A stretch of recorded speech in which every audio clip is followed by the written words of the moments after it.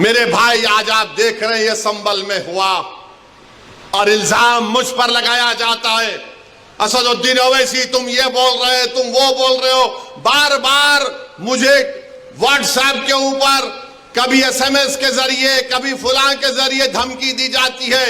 میں ایک بار نہیں 1000 مرتبہ مرنے کو تیار ہوں، تم کیا کرو گے بتاؤ؟ سلطان ہند خواجہ اجمیری کے آستانے پر کیس ڈال دیا گیا، اور کیا بولتے ہیں کیس ڈالنے والا کون ہے معلوم آپ کو؟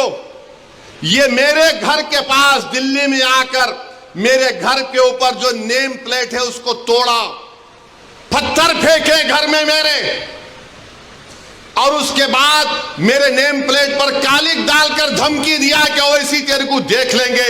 ارے کمینے کبھی بول کر آنا، مرد کا بچہ ہے تو میں ٹھہرتا ہوں سامنے۔ بس آتے کیمرہ لے کے پھیبے پھینکے بھاگ۔ ارے بول کیا آ رہا ہوں کل تیرے پاس تو میں بھی ٹھہرتا ہوں، دیکھیں گے 6 فٹ 2 انچ کیا کرتا ہے۔ وہ آدمی اب کورٹ کو گیا، سپریم کورٹ کے وکیل کو تھپڑ مارا۔ 2016 میں دلی کی پولیس نے اس کو تڑی پار کا نوٹس دیا، وہ کورٹ میں کیس ڈال رہا ہے کہ خواجہ اجمیری کا آستانہ نہیں ہے، وہاں پر کوئی اور جگہ تھی۔ آپ کے بیان سے ایک بات کلیئر ہو گئی کہ مساجد، خانقاہوں، درگاہوں اور وقف جائیدادوں کے پیچھے جو لوگ پڑے ہیں، جو مسلمانوں کے اثاثوں کے پیچھے پڑے ہیں، جو قریب 300 مساجد کا سروے کروا کے کھودنے کی کوشش میں ہے، جو مساجد اور درگاہوں کو لے کے عدالتوں میں جا رہے ہیں، وہ سب مسلمانوں سے نہیں بلکہ آپ کی رائیولری، آپ کی دشمنی، آپ کے تقاریر کے جواب میں یہ سب کام کر رہی ہیں۔ کیونکہ اجمیر درگاہ کی سروے کا عدالت میں ڈیمانڈ کرنے والا آپ کے دلی کے سرکاری گھر کے کھڑکیاں بھی انہیں پھوڑا تھا، اور پھر دھمکیاں بھی صرف آپ کو ہی آ رہی، اور دیکھیے اس کو جواب بھی آپ ہی دے رہے کہ میں ایک بار نہیں 1000 بار مرنے تیار ہوں۔ تم کیا کرو گے؟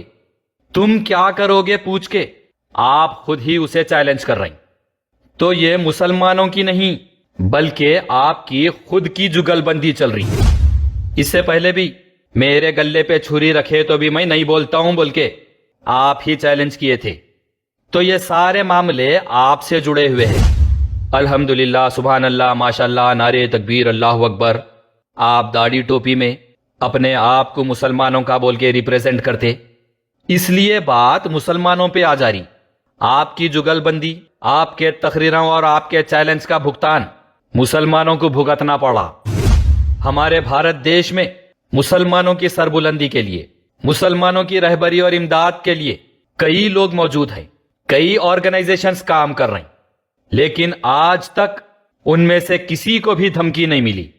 مرحوم ایڈوکیٹ ظفریاب جیلانی صاحب سپریم کورٹ میں بابری مسجد کا کیس لڑے، ان کو کبھی دھمکی نہیں ملی۔ آل انڈیا مسلم پرسنل لا بورڈ والوں کو کبھی دھمکی نہیں ملی۔ سنبل کی مسجد کے وکیل صاحب کو دھمکی نہیں ملی۔ اجمیر درگاہ والوں کو دھمکی نہیں ملی۔ علماء ہند کو کبھی دھمکی نہیں ملی۔ دینی اداروں کو کبھی دھمکی نہیں ملی۔ مسلم تنظیموں کے صدور کو کبھی دھمکی نہیں ملی۔ لیکن دھمکی صرف آپ کو ملتی ہے، تو یہ غور و فکر کرنے والی بات ہے۔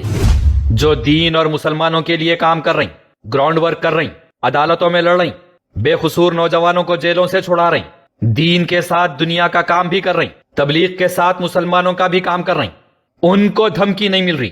لیکن دیکھیے آپ مسلمانوں کے لیے کچھ کام نہیں کر رہی، صرف تقاریر اور میڈیا ڈیبیٹس کر رہی، تو دھمکیاں آپ کو مل رہی۔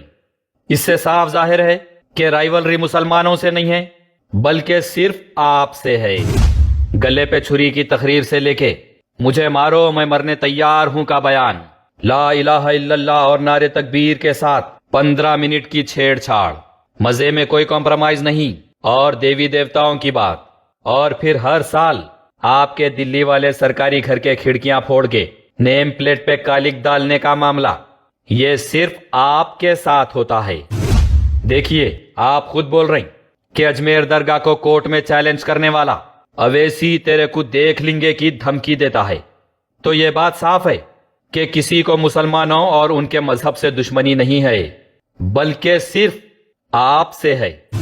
آپ کا جو دشمن ہے وہی اجمیر درگاہ کے تعلق سے کورٹ میں گیا، اور دیکھیے ابھی بھی آپ اس کو تقریر کر کے للکار رہی کہ میں 1000 بار مرنے تیار ہوں، تم کیا کرو گے؟ اور کیا کروانا چاہ رہے ہیں صاحب آپ اس سے؟ آپ جلسے تقریروں سے اس کو للکار کے بول رہی کہ ارے کمینے، آنا ہے تو کبھی بول کیا، مرد کا بچہ ہے تو آ، میں ٹھہرتا ہوں تیرے سامنے۔ تو میرے پیارے اسد صاحب، انہیں 20 دسمبر کو جمعہ کے دن اجمیر درگاہ کی سنوائی کے لیے کورٹ میں آ رہا، آپ وہاں اس کا سامنا کر سکتے، آپ جائیے وہاں جا کر اس کے سامنے ٹھہریے، میدان وہی ہے، اور بیرسٹر ہونے کے ناطے جو سیکشنز، قانون اور پوری وکالت تقریروں اور میڈیا میں بیٹھ کے آپ جو بتا رہے ہیں وہ وہاں اصل میدان میں عدالت میں بتائیے، فیصلہ وہیں ہونے والا ہے، میڈیا کے میڈم فیصلہ نہیں کرتے،